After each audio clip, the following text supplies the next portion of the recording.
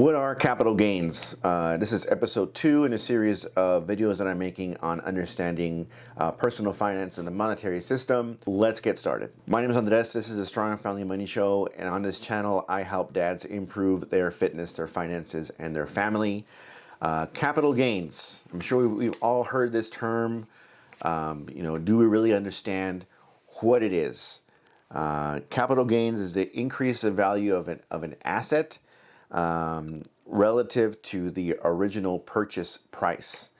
So if you buy a home, if you buy some stocks, there are two types of capital gains tax. There's short-term for gains realized for something you buy in under 1 year, and then there's long-term for something profits realized for a purchase investment you made over 1 year. And those two things are taxed at different rates. So there are both realized and unrealized capital gains. So realized capital gains is if you buy a home, prices of the home increases, regardless, right now we're talking regardless of it's short-term or long-term. This is just realized versus unrealized. Or if you buy stocks, right? You buy stock, you sell your home, you sell your stock, right? That is a realized capital gains. That's real capital gains that you receive, right? And that will be taxed by the Internal Revenue Service. Unrealized capital gains is the profits you make on something you buy, but you haven't sold it yet. So it's just a way to keep track of your investments.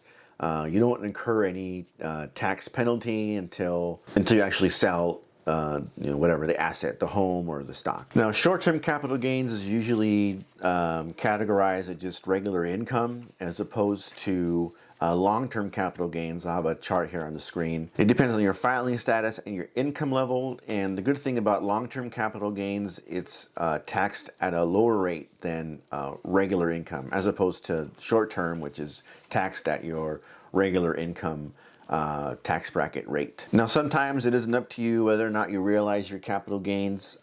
Some mutual funds must distribute their capital gains to their shareholders, so it's not up to you whether or not at what point you realize these gains. Certain types of investments, they must disperse this amount. And so you're subject to any tax implications that go out with this disbursement. So to summarize, capital gains are profits realized from selling an investment, or stock or home.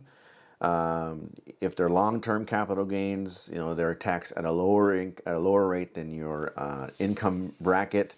So that's a positive there. And sometimes, talk to your tax guy. Capital gains losses can be deducted from your tax bill, but you want to talk to, because there's a lot of caveats and things like that. It's important to have a good tax person, right? Someone probably more than you doing it yourself, or any of the big tax houses that are out there. You might want to find a smaller person that understands the tax laws in your area so that they can help you with your tax bill. Build a relationship with that person. It's a good person to have in your Rolodex. Word of mouth is probably the best way to know exactly who a good tax person is that can work with you. Everyone's situation is different. So you want someone who has experience with a lot of different types of individuals so they can help you get the most out of get the most return or the least tax bill that you can. So episode 2 of terms that are important to understand in the monetary world and personal finance. Here's another video that I think you might find interesting. My name is Andres. This is the Strong Family Money Show. Thanks for watching, and I'll talk to you guys next time.